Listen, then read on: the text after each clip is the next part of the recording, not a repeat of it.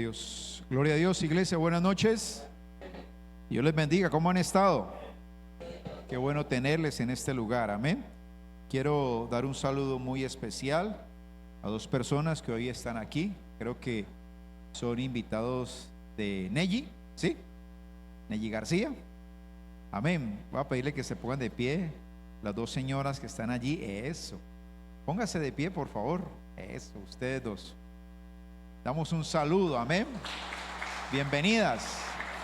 Dios les bendiga grandemente, amén. Gloria a Dios. Bienvenidas, Dios les guarde siempre. Bueno, qué bueno ver la iglesia hoy aquí reunida para recibir la palabra del Señor. Hoy he traído un tema que le he puesto por título: Dios está llamando. Dios nos llama. ¿Cuántos creen que Dios nos llama? Este mes es un mes donde vamos a estar hablando acerca de cómo poder avanzar en la fe y la esperanza en Cristo Jesús. Hoy vamos a ver un tema que tenemos que tomarlo muy en cuenta acerca de el llamado de Dios. No podemos pasar por esta tierra simplemente pensando que hacemos lo que queremos, sin ser conscientes que al final de nuestra existencia tendremos que rendir cuentas al Señor. Cada vez que yo asisto a una velación, a un sepelio, es mi afán por llevar las personas a que tengan esa confrontación. ¿Sabían ustedes que cuando un ser querido, un familiar o amigo muere y vamos a acompañar, es el momento para hacer una reflexión profunda y pensar qué estamos haciendo con nuestra vida? La vida se puede ir en cualquier momento. Yo siempre suelo decir en estas reuniones que me toca presidir muchas veces de estas velaciones, yo le digo: mire, la vida, la muerte no es exclusividad ni de los ancianos ni de los enfermos. A veces pensamos que ellos son los que la tienen titulada y el resto nos exoneramos. No, en cualquier momento, a cualquiera hora, a cualquiera nos puede llamar el Señor. Escuchaba yo en este terremoto que hubo en Venezuela que un pastor perdió toda su familia. Él solamente alcanzó a salir y toda su familia quedó sepultada bajo las ruinas de donde ellos vivían. Qué triste para él, ¿verdad? Y uno podría decir: pero es un pastor, ¿pero por qué? No, es que eso es una ley de la vida. Cualquier momento nos puede alcanzar. Entonces lo más sabio es estar como preparados. Así sea el niño, el joven, el adulto, el anciano, siempre estar preparados. No estar con el temor, es que me voy a morir, no, pero con la conciencia de saber que cada día lo debo vivir para el Señor, porque Dios me está llamando. Entonces yo debo entender eso. Cuando a ti te predican la palabra, un familiar, un amigo, un vecino te habla, Dios que te está llamando. No seas renuente, no lo rechaces. Asiste, ve, recibe lo que te están dando, porque es Dios el que te está llamando y Él sabe cuando Él llama. Estos días, por parte de mi papá, 2 hermanos de él partieron ya a la presencia del Señor, y se está yendo esa generación de mi padre. Ellos eran 9 hermanos, ya se han ido 5, quedan 4, y algún día ya los 4 que quedan también se van a ir y van a pasar ya y seguirán otras generaciones. Yo también le digo a la gente: mira, cuando estén muriendo los de tu generación, eso es un aviso anticipado de que tú también vas en fila, que en cualquier momento te van a llamar. Entonces prepárate, ¿verdad?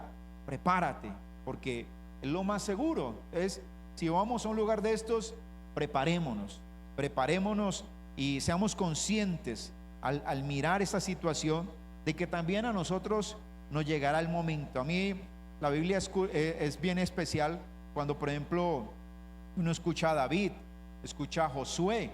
Ellos cuando ya van a morir dicen: ya voy a seguir el camino de mis antepasados, el camino de los que me precedieron también lo voy a seguir. Ellos cuando están acercándose a ese momento, y está escrito en la Biblia, ellos están hablando de esa manera: yo voy a seguir el camino de mis antepasados. Y eso es lo que nos va a tocar a todos, amén. Ahora, dado este contexto, puesto esta base, vamos a abrir la Biblia en Lucas 16. Vamos a mirar una historia que está contenida en el versículo 19 al 31. Es una historia que algunos estudiosos la analizan y dicen que es el Señor dándole como un llamado de atención al pueblo de Israel, porque el pueblo de Israel Fue el pueblo escogido por Dios desde la antigüedad, pero con un propósito: mostrar a la humanidad al Dios verdadero. El pueblo de Israel se movió en medio de las naciones cuando trasigaban por el desierto, cuando fueron caminando hasta encontrar la tierra que Dios les había prometido. Ellos tuvieron que tratar con muchos pueblos que eran paganos, pueblos que adoraban falsos dioses, y el deber de ellos era mostrar al verdadero Dios, mostrar al verdadero Dios. Y eso fue algo que ellos olvidaron. Ellos se ensimismaron, se dedicaron solamente a ellos, a pensar en ellos, y se olvidaron del resto de la humanidad. Se olvidaron. Cuando yo pienso en mis hijos, y esto es una reflexión que yo hago, criar hijos, sabemos que es una gran empresa, ¿verdad? Que esto no es fácil y que a veces cuesta criar un hijo por todo lo que implica. Y muchas veces uno escucha a los padres diciendo: Señor, ¿yo qué hago? ¿Qué hago? Y yo llegué a una conclusión un día, y yo le decía al Señor: no es yo qué hago, es que debo hacer. Yo qué debo de hacer como padre. ¿Cuál es mi deber como padre para con mi hijo, para con mi hija? ¿Cuál es mi deber? No es lo que yo, ¿qué puedo hacer? Es ¿cuál es mi deber? Porque Dios me puso como padre. Entonces, ¿cuál es mi deber? Algún día daré cuentas a Dios por esos hijos. Entonces, ¿cuál es mi deber como padre? No es ¿qué puedo hacer? ¿Cuál es mi deber? Si Dios nos llamó y se reveló a nosotros como al pueblo de Israel, también nosotros debemos de pensar en medio de esta humanidad: ¿cuál es mi deber? Señor, ¿qué debo de hacer en esta humanidad? En estos tiempos uno escucha, con todo lo que ha pasado políticamente en Colombia, a nivel mundial, con el tema de Estados Unidos, con las guerras, y la verdad es que la mayoría de información que se da es muy negativa. Es muy negativa. Se habla de que van a venir cosas tremendas, se habla de que van a venir guerras, se habla de que va a venir hambre, se habla de que va a haber persecución, cantidad de cosas se habla, uno escucha. La pregunta es: ¿qué debo de hacer yo? ¿Qué debes de hacer tú como un hijo de Dios? ¿Para qué Dios nos llamó? ¿Solamente para vivir para nosotros? ¿O cuál es mi deber ser? ¿Qué debo de hacer? Piensa en la figura del padre o la madre. No es: Señor, ¿qué voy a hacer? No, es ¿qué debo? Yo me involucro. ¿Qué debo de hacer yo? No es que el hijo salió así y pues ya no puedo hacer nada. No, es ¿cuál es tu deber como padre o como madre, en ese caso de la familia? Y en el caso de nosotros como iglesia es ¿cuál es nuestro deber en medio de una sociedad? ¿Cuál es mi deber? ¿Qué debo de hacer? Es una buena pregunta que haríamos a Dios, y que sería muy bueno en darle respuesta, en buscar cuál es nuestro deber como hijos de Dios. Entonces dice aquí esta historia, como les contaba, algunos dicen que el Señor narra esta historia como una confrontación al pueblo de Israel, porque ellos se ensimismaron, se dedicaron a ellos mismos y se olvidaron del resto de la humanidad, y usted lo va a entender ahora. Otros hablan de que realmente esta historia conlleva una verdad profunda, espiritual, que trasciende nuestra humanidad y va hasta la eternidad, porque ahí habla de cosas tremendas que van más allá de lo que nosotros nos permite el Señor ver o conocer. Pero aquí el Señor, en medio de esta historia, nos la revela. Leamos el versículo 19 en adelante. Dice: había un hombre rico que se vestía de púrpura y de lino fino y hacía cada día banquetes con esplendidez. Pregunto: ¿hay algún problema en que alguien sea rico? ¿Hay algún problema en que alguien disfrute y haga banquetes con esplendidez? No.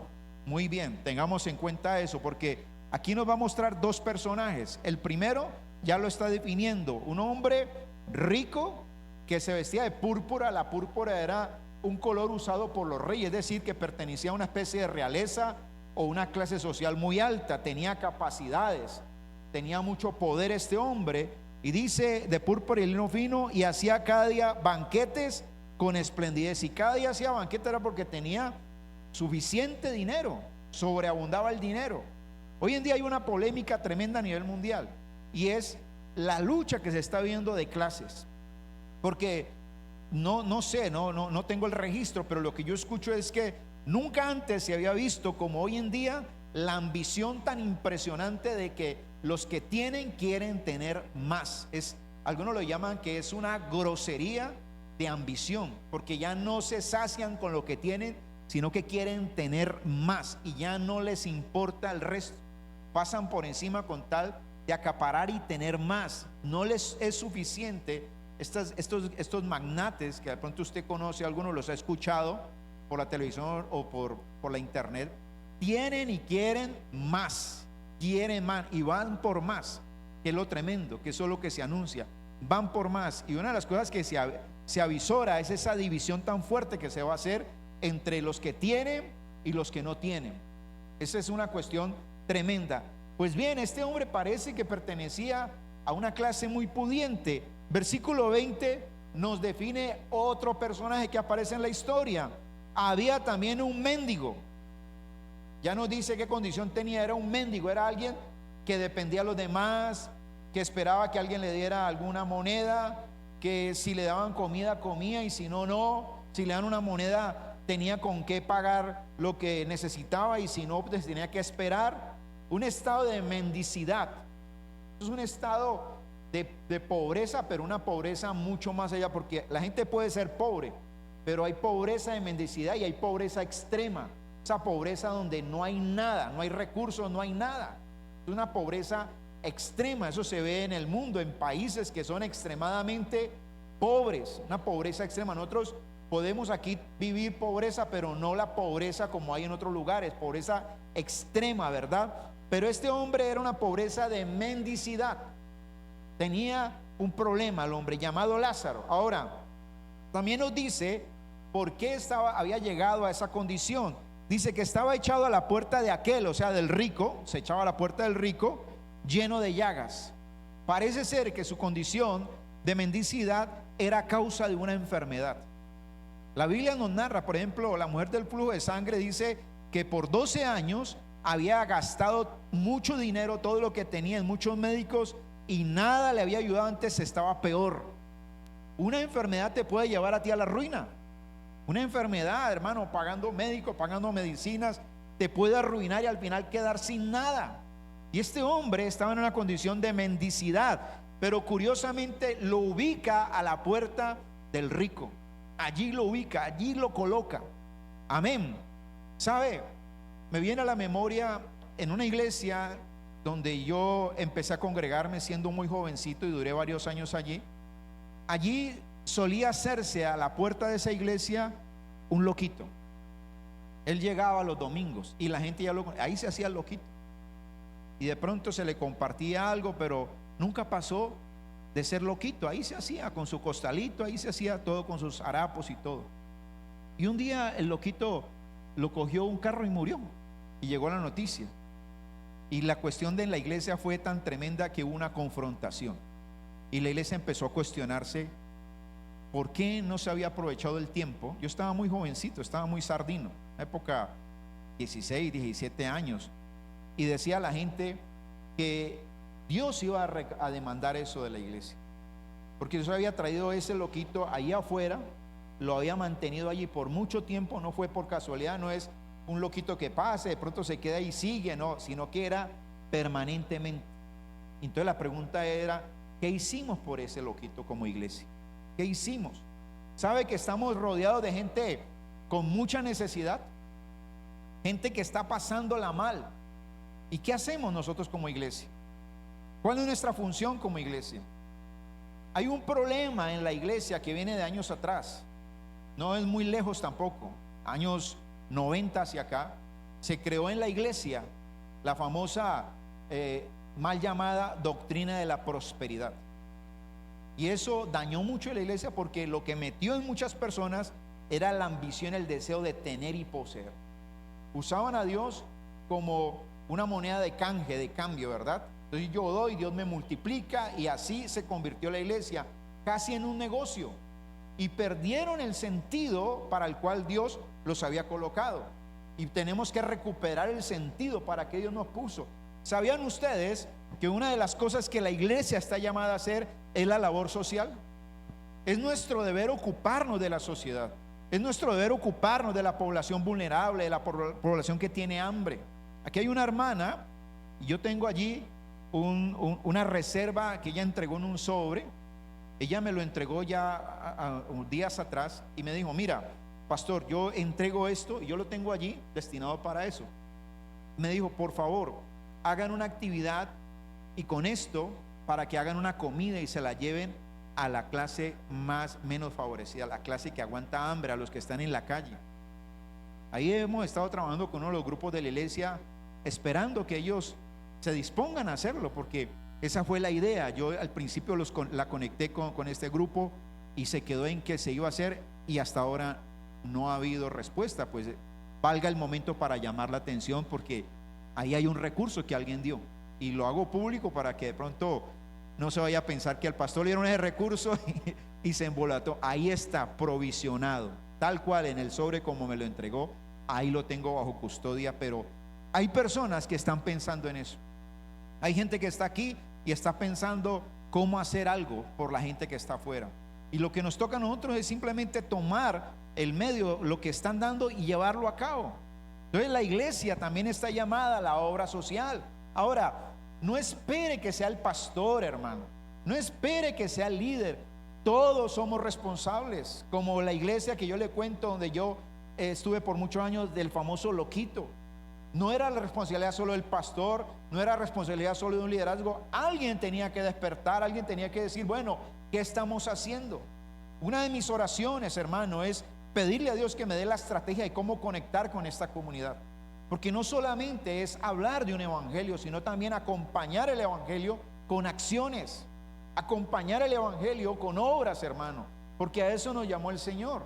Y aquí hay una situación de una diferencia social, de una diferencia económica, que pone en evidencia el corazón de aquellos que tienen muchas veces, pero no saben para qué tienen lo que tienen. Dios es el que nos bendice, ¿cuánto lo creen? Y si este hombre tenía, era porque Dios así lo había permitido. Y me anticipo a algo que tiene que haber en nuestro corazón: es evaluar, hermano, si estamos reconociendo de dónde viene lo que estamos recibiendo, dónde viene la prosperidad, dónde viene el recurso, dónde viene el dinero. También evaluar qué estamos haciendo con ese dinero o ese recurso, si estamos ayudando a alguien con eso, si estamos alcanzando a alguien con eso. Porque tarde que temprano, como lo empecé a decir al principio, daremos cuenta delante de Dios. Eso es una también de mis cargas, de mi responsabilidad delante de Dios, saber que soy pastor de una iglesia, y tarde que temprano yo daré cuentas a Dios por la iglesia. Yo daré cuentas. No es que cada uno hace como le parece. Bueno, pero entonces, ¿para qué hay un pastor? ¿Para qué hay un liderazgo? ¿Para qué hay personas aquí con las capacidades que Dios ha dado? ¿Para qué? Como en una casa, la familia se desbarata y cada uno arranca por su lado, pero hay una responsabilidad, ¿sí? Entonces, ¿para qué Dios puso un papá? ¿Para qué Dios puso una mamá? ¿Para qué? Por eso yo decía al principio, no es qué voy a hacer, sino es cuál es mi deber. Yo tengo un deber como padre. ¿Cuál es mi deber con ese hijo? Exhortarlo, ¿verdad? Confrontarlo, hablarle la verdad. Amén. Corregirlo, cuidarlo, apoyarlo, bendecirlo. ¿Cuál es mi deber? Yo tengo un deber, amén. Ahora sigamos acá. Dice el verso 21 que este mendigo Lázaro, que estaba lleno de llagas, ansiaba saciarse de las migajas que caían de la mesa del rico. No nos dice más, simplemente era un deseo que él tenía, y si nos deja allí es porque definitivamente no le daban nada. Allí estaba la puerta, el hombre, el otro disfrutaba, gozaba, y el pobre mendigo allí, como un llamado de atención, como una evidencia para probar el corazón de este rico, a ver qué iba a hacer él. Amén. Y dice: y aún los perros venían y le lamían las llagas. Es triste aquí en esta historia, hermano, que un animal como un perro, hermano, que para los judíos los perros eran despreciables, una manera, hermano, deplorable, una manera sarcástica, una manera grosera de un judío tratar a un gentil era decirle perro. Cuando le decía perro, le estaba diciendo lo peor. Los judíos, no, ellos por cultura, por su religión, no tenían esa convicción de tener un perro. Para ellos un perro era un animal sucio, era un animal inmundo. Imagine lo inmundo que ellos religiosamente llamaban, era lo único que se acordaba de este mendigo. Y sabe, hermanos, que en la humanidad muchas veces hay personas que podemos llamar pecadoras, que están haciendo a veces más que nosotros los cristianos. Y eso es una bofetada fuerte. Y los criticamos, y fulano, pero esa gente a veces se ocupa más del necesitado. Ese que despreciamos, ese que podríamos llamarle un perro, ese está más a veces pendiente de la necesidad de otro, de mirar cómo suple, cómo ayuda, cómo bendice.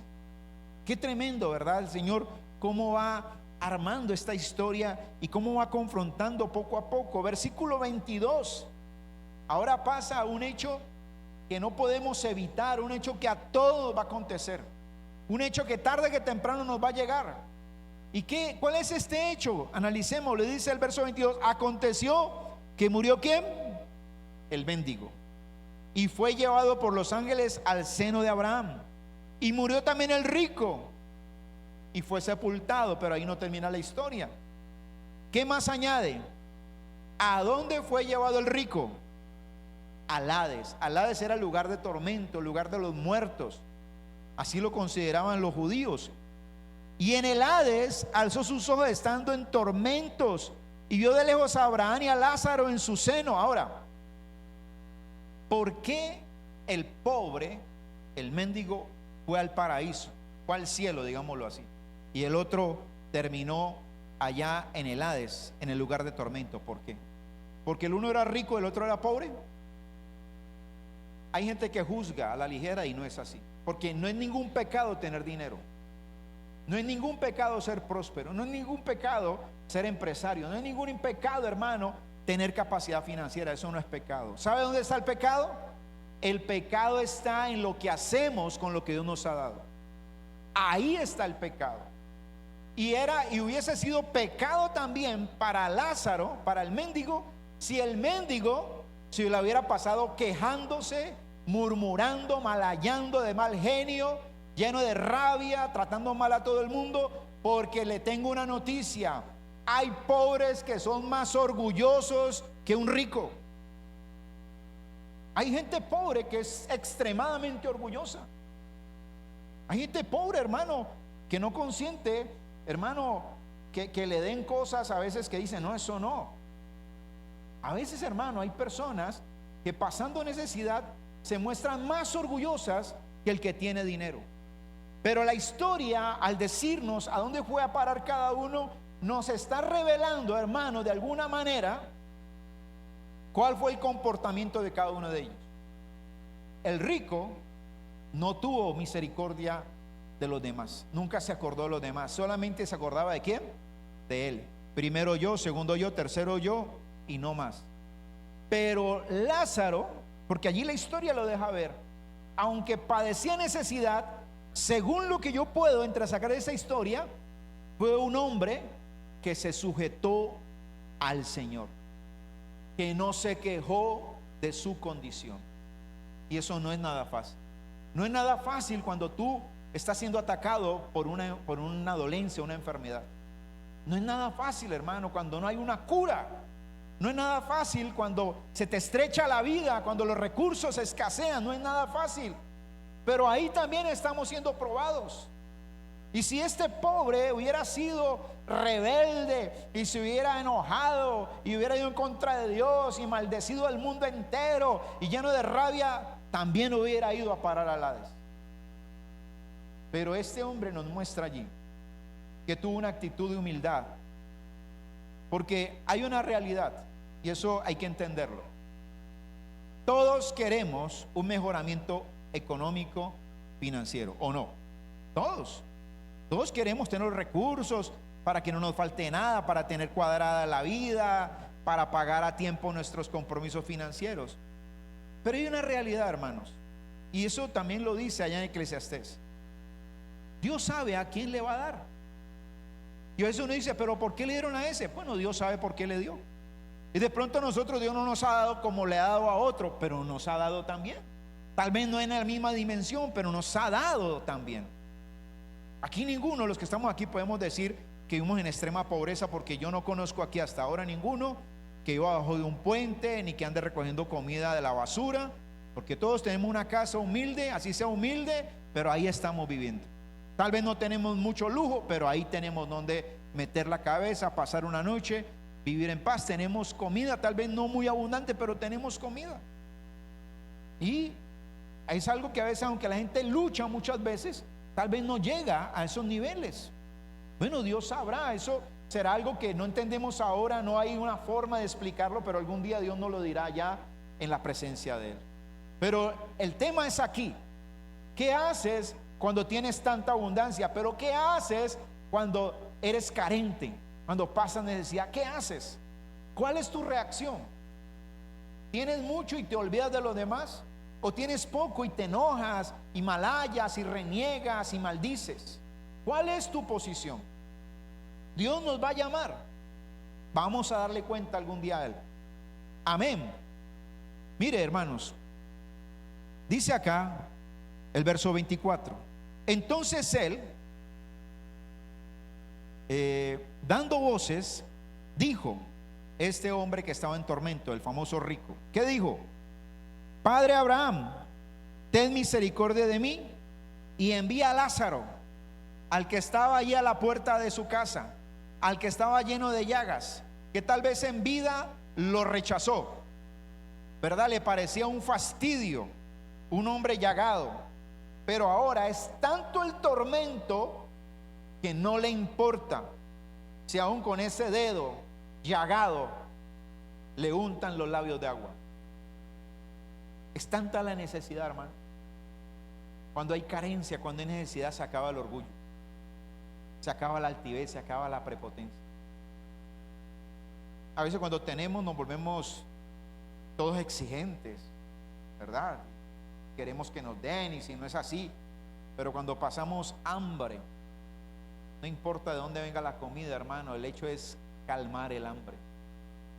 Pues este hombre, imagínense al punto donde había llegado, que no le importaba el leproso aquel, cómo estuviera, lo único que él quería era que viniera, que lo enviara a Lázaro para que moje la punta de su dedo en agua y refresque mi lengua, porque estoy atormentado en esta llama.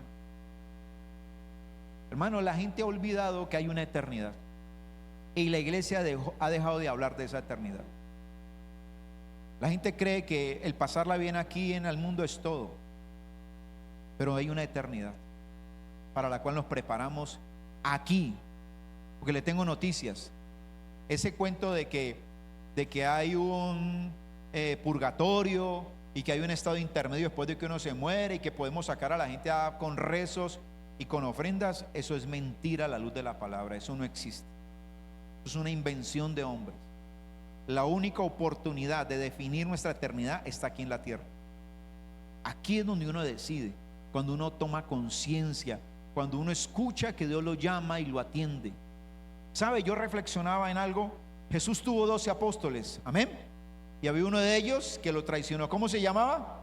Judas. ¿Y cómo Judas entregó a Jesús? ¿Por cuánto lo entregó? Por 30 monedas, ¿verdad? Lo entregó. Y sabe que yo pensaba, hermano, que muchas veces en la vida somos como Judas, porque entregamos facilito al Señor, por dinero, por comodidad. Hermano, olvidamos que somos cristianos. Nos convertimos en Judas muchas veces. Hay gente, hermano, que tienen y quieren más, se olvidan de sacar el tiempo para el Señor. La gente cree que esta vida, este llamado del Señor es como algo que yo puedo hacer como me parece. No, hermanos. Una vez que Dios nos llama, debemos de permanecer en Él y no sacar tantas excusas, ni estar vendiendo al Señor a cada hora y momento. Es que tengo que trabajar, es que mi familia. Hay gente, hermano, que hasta teniendo un hijo ya es la excusa perfecta para ya no caminar más con Dios. No, es que ahora tengo el hijo, tengo la hija, y pues no, es que el tiempo, no, hermano. Entonces, ¿dónde está la fe en el Señor? O sea, cambió la vida de un momento a otro. Entonces, como un estilo, como Judas, ahora Ya las monedas no son monedas, ahora son los hijos por los cuales vamos a cambiar al Señor y lo vamos a entregar al Señor. Y el problema, hermano, es que cuando nos empezamos a acomodar a esos criterios que no corresponden a la verdad, nos vamos enfriando. No nos damos cuenta, pero poco a poco nos vamos alejando. Diga al que está a su lado: despierta, mi hermano. Despierta. Despabila, mi hermano. Entre más Dios nos da, pues más le amamos, más le servimos, más le buscamos, más le queremos. No es posible que si Dios me da un buen empleo, entonces ahora tengo que trabajar. Hay gente, hermano, que puede que no venga a la iglesia un fin de semana, pero no porque lo planillen, no porque lo obliguen a trabajar. Es que en su mentalidad dice: quiero ganar más de lo que ya estoy ganando, entonces entrego un domingo, me voy a trabajar porque necesito meter más. Ya gana, pero quiere meter más plata aquí. Y están transando con el mundo y entregando al Señor de alguna manera. Cuando, hermano, el principio de nuestra bendición es Dios, es ponerlo a Él de primero. Este mundo pasará, los hijos pasarán. Mire, aquí está mi esposa y algo que somos conscientes: criamos 3 hijos. Y la realidad es que entendemos que al final ellos se van a ir. Los hijos se van a ir. ¿Y quién nos va a quedar? Quedamos los 2 y el Señor. Es una verdad. Nosotros hicimos delante de Dios lo que debíamos hacer, pero va a haber un momento en que ya ellos van a partir y vamos a quedar. Ya nos queda la última hija y en esto ya también. Entonces quedamos los 2 y el Señor. El Señor nunca nos ha dejado. Pero a veces cambiamos al Señor como Judas, lo vendemos, lo entregamos, hermano. Piense por qué tal vez en algún momento usted lo está entregando, lo está vendiendo. Y compromete, diga: no, yo no lo voy a hacer. No voy a ser como Judas el traidor. Yo voy a permanecer delante de Dios. Amén. Pues bien, hermano, sigamos acá. Dice el versículo 25: pero Abraham le dijo, este hombre le está pidiendo: Señor, mira, manda a ese leproso, que yo nunca le di nada, nunca le aporté, le ofrendé, nunca le sembré nada, no tengo derecho a cosechar, pero por favor, mándalo. Pero Abraham le dijo: acuérdate. ¿Qué le dijo Abraham? Haz memoria. A veces nos quejamos sin razón, y si somos muy honestos, reconocemos que no tenemos derecho a veces a quejarnos porque tuvimos y no supimos qué hacer con lo que tuvimos. ¿Para qué excusarnos? ¿Para qué echarle la culpa a otros? Aquí le dice: acuérdate. ¿De qué? Que recibiste tus bienes en tu vida. O sea, fuiste bendecido, pero no supiste ni para qué era, no lo supiste utilizar, no sembraste en nadie. Nunca, hermano, la Biblia dice que hagamos tesoros. ¿Dónde? En el cielo. Es el mejor lugar donde usted puede hacer tesoro, donde puede ahorrar su dinero o sus bienes o sus capacidades. ¿Qué quiere decir eso? Haciendo bien, ayudando a otros, bendiciendo a otros. No solamente decir: es que yo soy cristiano, aleluya, gloria a Dios. Y no pasamos simplemente de un lenguaje evangélico, pero no hacemos nada. La gente tal vez los mira y dice: qué vergüenza, dice evangélico, pero es más machucho, más amarrado, nunca ayuda a nada, es el problemático de la cuadra, ese, mejor dicho, es un problema. No, hermanos, aquí le recuerdan que recibiste tus bienes en tu vida, y Lázaro también males. El tema no era que el uno recibió mal, el otro viene. ¿Qué hicieron con lo que recibieron? ¿Cuál fue su reacción? Pero ahora Lázaro es consolado aquí y tú atormentado. Acuérdate, esto no llegó de la noche a la mañana. Acuérdate que Dios te llamó muchas veces. Acuérdate que Dios te confrontó. Acuérdate de ese miércoles allá en la iglesia Vida de Éxito que el pastor dio una palabra. Acuérdate que habló ese día del rico y Lázaro. Acuérdate que Dios te estaba llamando la atención, Dios te estaba jalando la piolita, porque te estaba yendo por un lado, Dios te estaba jalando la piolita. Además de todo esto, una gran cima está puesta entre nosotros y vosotros, de manera que los que quisieren pasar de aquí a vosotros no pueden ni de allá para acá. Entonces le dijo: Mire lo que este hombre, este rico que está en tormento, vuelve a decirle: te ruego pues, Padre, que le envíes a la casa de mi padre. Él ya es consciente de que es una verdad esa vida eterna, y dependiendo de nuestra decisión aquí, a dónde vamos a ir a parar. Porque tengo 5 hermanos, para que les testifique, a fin de que no vengan ellos también a este lugar de tormento. Por favor, haz algo. Yo fui un necio, yo no supe valorar la vida, pero mándales a alguien que les avise, por favor, mándales. Verso 29, y Abraham le dijo, ¿cuál fue la respuesta?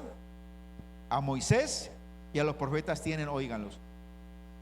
Cuando en la Biblia y en la época de Jesús se decía Moisés y los profetas, era la manera de llamar la palabra de Dios, la Torá para ellos.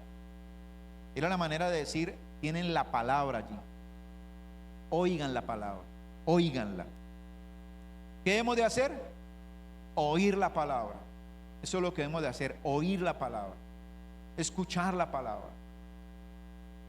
Aquí tenemos un testimonio de una persona que se convirtió leyendo la palabra. ¿Lo quieren conocer? Te lo voy a presentar. Se llama Francisco Pito. Póngase de pie, hermano.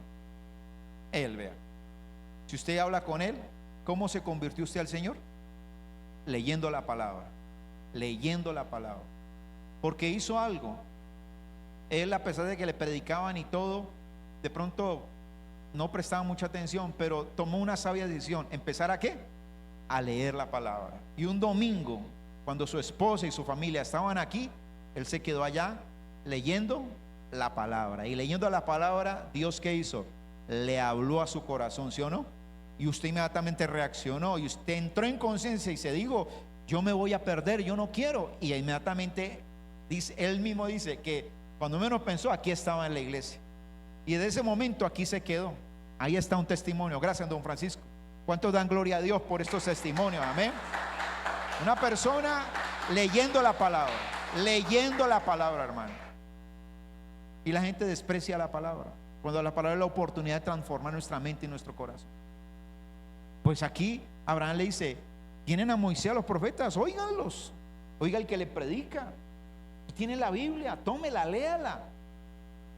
Entonces dijo, no, padre Abraham, pero si alguno fuere a ellos de entre los muertos, se arrepentirán. Y mire lo que dice aquí, verso 31. Mas Abraham le dijo, si no oyen a Moisés y a los profetas, tampoco se persuadirán, aunque alguno se levante de los muertos. ¿Usted sabía que uno de los milagros más poderosos que Jesús hizo sobre la tierra fue resucitar a Lázaro? Lo resucitó, no a este Lázaro, era otro Lázaro, el hermano de Marta y María. ¿Y ustedes saben después qué hizo la gente con Lázaro? Lo querían matar, porque él era un vivo testimonio del poder de Jesús, que Jesús era Dios, que tenía poder sobre la vida y la muerte, y lo volvió a la vida, lo sacó después de 4 días de la tumba. Y ese milagro aún no convenció a la gente, porque muchos antes, por el contrario, se aumentaron en odio contra Jesús y querían matar a Lázaro, y también querían matar a Jesús. Hermano, hay cantidad de gente que ha venido a la iglesia por un milagro, y ¿sabe qué pasa? Tan pronto lo reciben, ¿qué ocurre? Se van. Conclusión, un milagro no necesariamente cambia la vida de una persona. No necesariamente. La verdadera convicción es que aún a pesar de nuestra situación, como Lázaro en esta historia, permanecemos en Dios. Permanecemos en Él. Esa es la verdad que Dios busca en nosotros. Jesús, cuando predicaba, muchos le decían, danos una señal, y Jesús era renuente y se negaba a darle señal. La gente le decía, señal no les voy a dar, la única señal que van a tener, la señal de ¿quién? De Jonás. ¿Qué pasó con Jonás?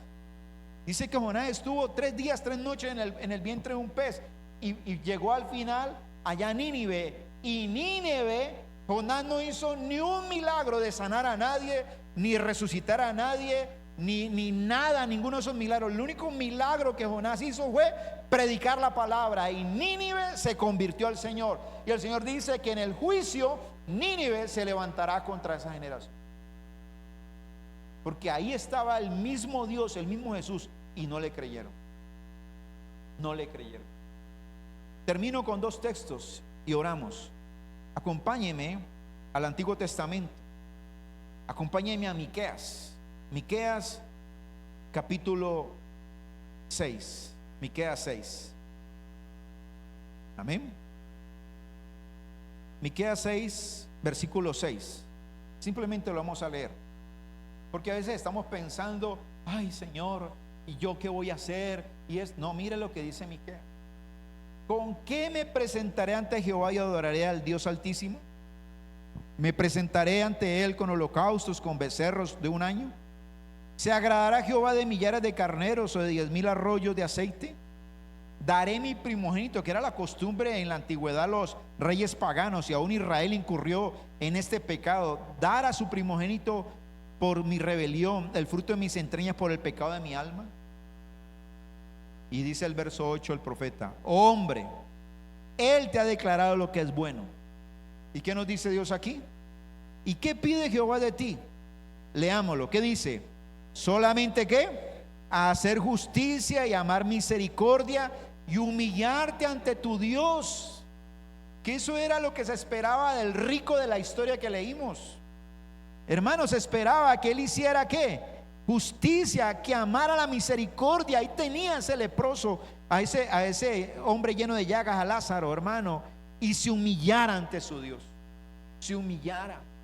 La gente, hermano, padece de una soberbia tan tremenda que no se humilla delante de Dios. Y dice el verso 9, tremendo: la voz de Jehová clama a la ciudad. Es sabio temer a tu nombre. Prestad atención al castigo y a quien lo establece. Es decir, las historias bíblicas lo que hacen es llamar la atención a nosotros para que reflexionemos. Y cierro leyendo en Lucas 6, versículos 20 al 36. Lucas 6.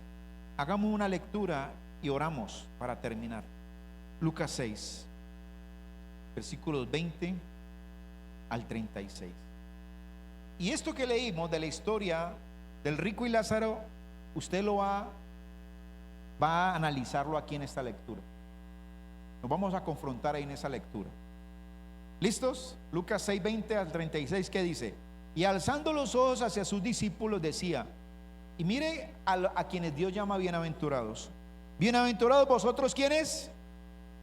¿Quién era el bienaventurado en la historia que leímos? Lázaro. A veces nos quejamos, hermano, pero Dios sabrá por qué a veces permite las cosas en nuestras vidas. Porque vuestro es el reino de Dios. Bienaventurados los que ahora tenéis hambre, porque seréis saciados. Y eso es lo que le pasó al mendigo Lázaro. Dice: bienaventurados los que ahora lloráis, porque reiréis.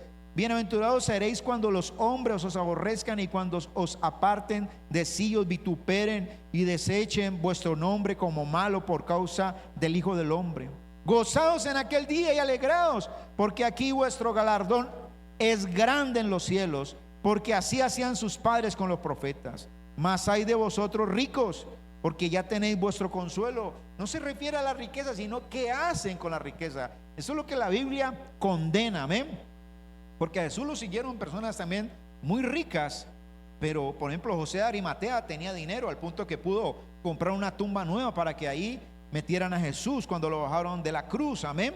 Dice: hay de vosotros los que ahora reís, porque lamentaréis y lloraréis. Perdón, versículo 25. Hay de vosotros los que ahora estáis saciados, porque tendréis hambre.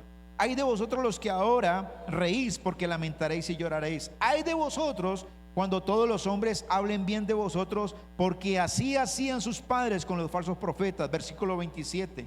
Pero a vosotros los que oís, os digo, Dios nos habla aquí a nosotros en una tremenda reflexión. ¿Qué nos dice el Señor? Amad a vuestros enemigos, haced bien a los que os aborrecen, bendecid a los que os maldicen y orad por los que os calumnian.